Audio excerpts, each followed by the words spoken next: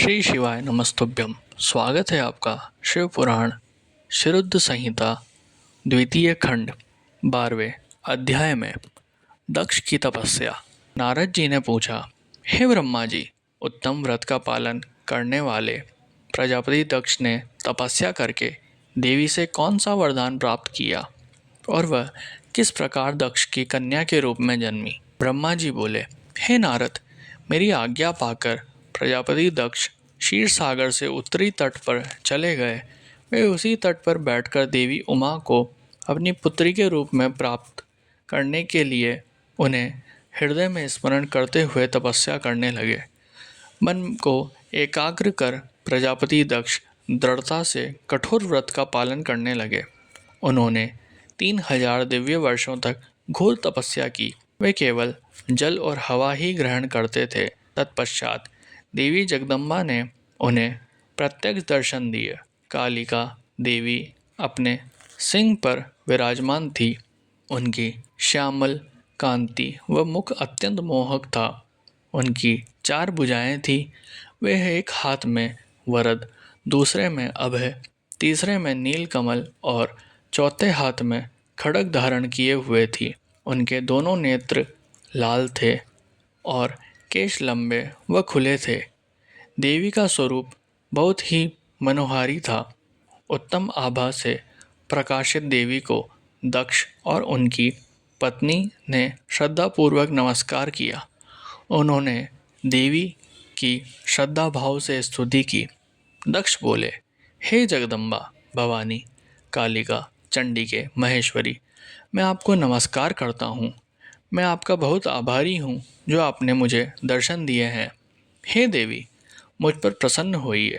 ब्रह्मा जी ने कहा, हे नारद, देवी जगदम्बा ने स्वयं ही दक्ष के मन की इच्छा जान ली थी। वे बोली, दक्ष, मैं तुम्हारी तपस्या से बहुत प्रसन्न हूँ। तुम अपने मन की इच्छा मुझे बताओ। मैं तुम्हारे सभी दुखों को अवश्य दूर करूँगी। तुम अपनी इच्छानुसार वरदान मांग सकते हो। जगदम्बा की यह बात सुनकर प्रजापति दक्ष बहुत प्रसन्न हुए और देवी को प्रणाम करने लगे। दक्ष बोले, हे देवी, आप धन्य हैं। आप ही प्रसन्न होने पर मनोवांछित फल देने वाली है। हे देवी, यदि आप मुझे वर देना चाहती हैं तो मेरी बात ध्यानपूर्वक सुने और मेरी इच्छा पूर्ण करें। हे जगदम्बा, मेरे स्वामी शिव ने रुद्र अवतार धारण किया है, परंतु अब तक आपने कोई अवतार धारण नहीं किया है। आपके सिवा कौन उनकी पत्नी होने योग्य है। अतः हे देवी, आप मेरी पुत्री के रूप में धरती पर जन्म लें और भगवान शिव को अपने रूप लावण्य से मोहित करें। हे जगदम्बा, आपके अलावा कोई भी शिव जी को कभी मोहित नहीं कर सकता।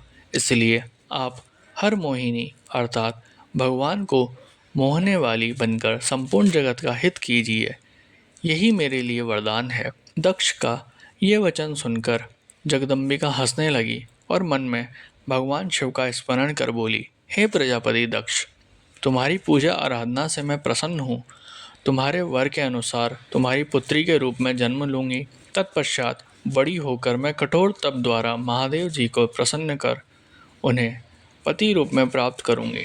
मैं उनकी दासी हूँ। प्रत्येक जन्म में शिव शंभु ही मेरे स्वामी होते हैं। अतः मैं तुम्हारे घर में जन्म लेकर शिवा का अवतार धारण करूँगी। अब तुम घर जाओ, परंतु एक बात हमेशा याद रखना, जिस दिन तुम्हारे मन में मेरा आदर कम हो जाएगा, उसी दिन मैं अपना शरीर त्याग कर अपने स्वरूप में लीन हो जाऊंगी।